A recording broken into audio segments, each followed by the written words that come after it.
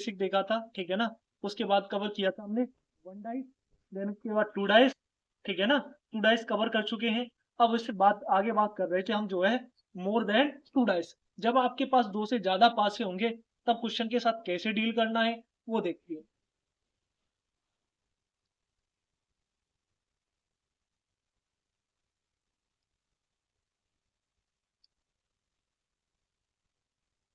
हम बात कर रहे थे मोर देन टू डाइस की। जब हमारे पास दो से ज्यादा डाइस होंगे, दो से ज्यादा पासे होंगे, तब क्वेश्चन कैसे करना है तो चलिए देखते हैं। तब क्वेश्चन कैसे सॉल्व करना है। आपको क्वेश्चन में नजर आ रहा होगा, क्वेश्चन में कह रहा है, आपसे पूछा गया है कि संख्या 3 के विपरीत फलक पर कौन सी संख्या होगी, which number will be the face opposite to the number 3। हमें 3 के अपोजिट बताना है। तो ध्यान रखना ये सारा का सारा हम सीख चुके हैं, जितनी भी मेहनत करनी थी वो पीछे हम कर चुके हैं। अगर आपने पीछे वाली वीडियोस नहीं देखे हैं तो एक बार जरूर देखें, ठीक है ना। तो चलिए देखो पूछा क्या है, हमें जो है 3 के अपोजिट बताना है हमें। अब रखना यहाँ पे तुम्हारे लिए और बेनिफिट है। आप वन डाइस, यहाँ पे आप दो कॉमन से करो, वन कॉमन से करो, कोई फर्क नहीं पड़ता है, ठीक है ना। तो यहाँ पे आप लोग मैं बात करूं फर्स्ट और सेकंड डाइस में, आपको कुछ ना कुछ कॉमन नजर आ रहा होगा, ठीक है ना। तो फर्स्ट और सेकंड डाइस में आपको कॉमन नजर आ रहा है, वो सरफेस है 5। तो वन कॉमन नजर आ रहा है, तो 5 से इसको क्लॉकवाइज रोटेट कीजिए तो क्या मिलेगा, 5, 4 और 1, और यहाँ से 5, 6 और 2। 1 का अपोजिट 2, 4 का 6, तो 5 का अपोजिट क्या हो जाएगा, जो सरफेस दिखाई नहीं दे रही, क्या नहीं दिखाई दे रही, 3। सारे के सारे अपोजिट निकल चुके हैं। और पूछा ही हमें क्या है, 3 का अपोजिट पूछा है, तो 3 का अपोजिट क्या हो जाएगा, 5। एकदम इजी क्वेश्चन। अब ध्यान रखना, यहाँ पे आप क्वेश्चन को या तो पहले दूसरे से पासे से लेके सॉल्व कीजिए, या दूसरे तीसरे से लेके सॉल्व कीजिए, तब भी क्या है हमें राइट आंसर वही मिलेगा। तो चलिए एक बार दूसरे और तीसरे से भी सॉल्व करके देखते हैं, तब भी अपोजिट हमें कैसे मिलेंगे, सेम ही मिलेंगे। तो देखते हैं यहाँ पे दूसरे और तीसरे से सॉल्व करके, तब भी जो है हमें अपोजिट कैसे मिलेंगे, सेम ही मिलेंगे। कैसे सेम मिलेंगे चलिए वो देखते हैं। अब मैं बात करूँ दूसरे तीसरे में, आपको एक सरफेस कॉमन नजर आ रही होगी 6। 6 से यहाँ से रोटेट करोगे तो 6 2 5, और यहाँ से रोटेट करोगे 6 1 3, 6 1 3। और पूछा क्या हमें 3 का अपोजिट, तो 3 का अपोजिट यहाँ पे भी क्या निकल के आ रहा है, 5। और 3 का अपोजिट भी यहाँ पे भी क्या है, 5। तो दोनों जगह जरूरी नहीं है कि आप पहले और दूसरे से करो, दूसरे तीसरे से कर सकते हो, पहले तीसरे से कर सकते हो, तब भी अपोजिट आपके कैसे ही आएंगे, सेम ही आएंगे। तब आप बिना किसी समस्या के साथ क्वेश्चन को आसानी से कर पाओगे। तो चलिए बढ़ते हैं क्वेश्चन नंबर सेकंड की ओर। देखो मैंने आपसे कहा था कि जरूरी नहीं है आपको लेटर दे, जरूरी नहीं है आपको नंबर दे, ठीक है ना। वो क्या दे सकता है, सिंबल भी दे सकता है।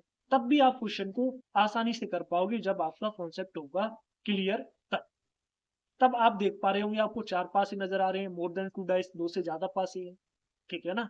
तब एकदम आसानी से आप क्वेश्चन को कर पाओगे। पूछा है हमें यहाँ पे क्या, प्लस का अपोजिट, क्या पूछा है हमें, प्लस का अपोजिट।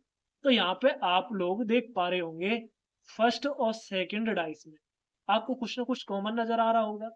यहाँ पे आपको दो सरफेस कॉमन नजर आ रही है, कौन सी वाली, सर्कल और मल्टीपल वाली। तो यहाँ पे बचा क्या, मैंने कहा टू कॉमन में ऐसे ही देखते थे कि दो सरफेस कॉमन है, तो जो बच गई सरफेस वो आपस में क्या होंगी, अपोजिट अपोजिट होंगी। यानी कि माइनस का अपोजिट क्या हो जाएगा, माइनस का अपोजिट हो जाएगा डिवाइड। क्या हो जाएगा, डिवाइड। तो यहाँ पे हमें पूछा क्या, प्लस का अपोजिट, क्या भी निकाल पाए, नहीं निकाल पाए। तो चलिए बढ़ते हैं आगे की ओर। अब आप लोग मैं बात करूं दूसरे और तीसरे पासे में, आपको कुछ कॉमन नजर आ रहा है, नहीं नजर आ रहा है, तब नहीं कर पाओगे, ठीक है ना। अब मैं बात करूं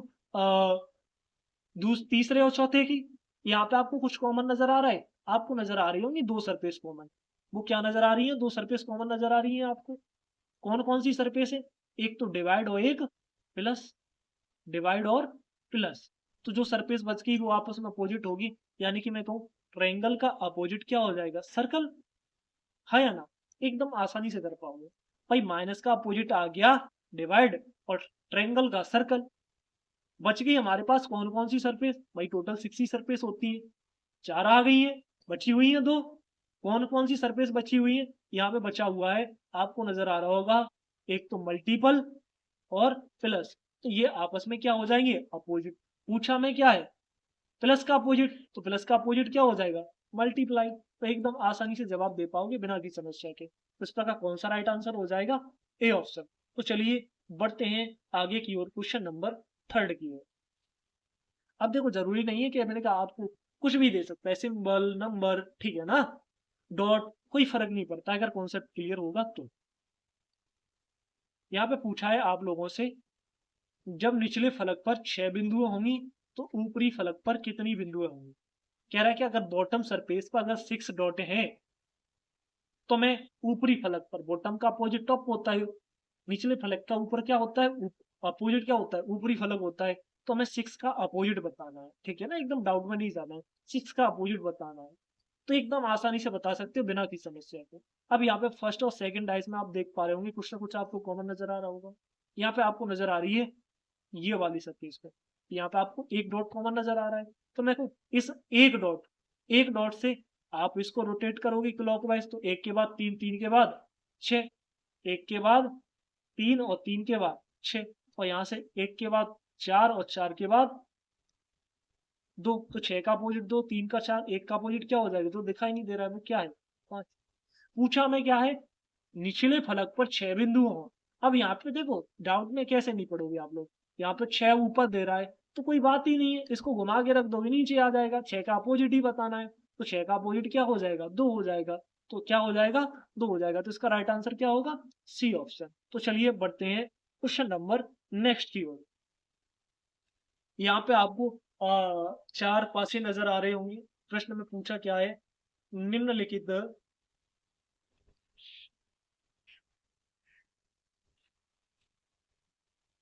निम्नलिखित प्रश्न में एक घन की 4 स्थितियां दर्शाई गई हैं, 4 स्थितियां नजर आ रही हैं।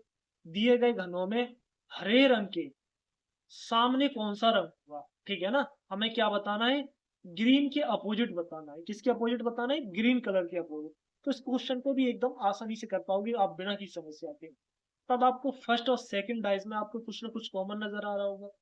यहाँ पे आप लोग देख पा रहे, लाल है कॉमन नहीं है, हरा है, हरा कॉमन है, नीला, हरा और नीला, क्या कॉमन है, हरा और नीला। तो यहाँ पे आपको नजर आ रहा है कॉमन हरा और नीला। तो मैंने कहा जो बच गई सरफेस वो क्या हो जाएगी, अपोजिट। तो लाल का अपोजिट क्या हो जाएगा, पीला। तो यहाँ पे निकाल चुके हैं हम कि जो है लाल का अपोजिट क्या हो जाएगा, पीला। तो लाल का अपोजिट, लेकिन हमें निकालना किसका है, ग्रीन का अपोजिट निकालना है। तो चलिए बढ़ते हैं आगे की ओर। अब मैं बात करूं, आपको नजर आ रहा होगा फर्स्ट और थर्ड है, इसमें कुछ कॉमन नजर आ रहा है। लाल है, लाल कॉमन नहीं है, हरा है, हरा नहीं है, नीला है, नीला भी नहीं, नीला है। तो नीला यहाँ पे आपको कॉमन नजर आ रहा होगा। मैंने कहा जब आपको कॉमन मिले तो वहीं से आप क्या करोगे, क्लॉकवाइज रोटेट करोगे। तो यहाँ पे नीला पहले पासे में, नीले के बाद हरा और हरे के बाद लाल, और यहाँ पे नीले, यहाँ पे नीला ही कॉमन लिया है। तो नीले के बाद नारंगी और नारंगी के बाद नारंगी और नारंगी के बाद पीला। क्लियर है। तो लाल का अपोजिट पीला, हरे का नारंगी, और नीले का जो सरफेस बच गई वो क्या हो जाएगी, अपोजिट हो जाएगी। तो नीले के अपोजिट में क्या आ जाएगा, नीला तो नहीं होगा, क्या होगा, सफेद। तो सारी अपोजिट सरफेस हम निकाल चुके हैं। क्वेश्चन में हमें क्या पूछा है कि जो है हरे रंग के अपोजिट, ग्रीन के अपोजिट बताना है। तो ग्रीन के अपोजिट क्या हो जाएगा, नारंगी। तो बिना किसी समस्या के आसानी से जवाब दे पाओगे आप लोग। तो चलिए बढ़ते हैं क्वेश्चन नंबर नेक्स्ट की ओर। अब मैं बात करूं टाइप नंबर 4, इसको हम जो कवर करेंगे वो नेक्स्ट क्लास में। बाकी आज की क्लास यहीं पे समाप्त करते हैं। Thank you.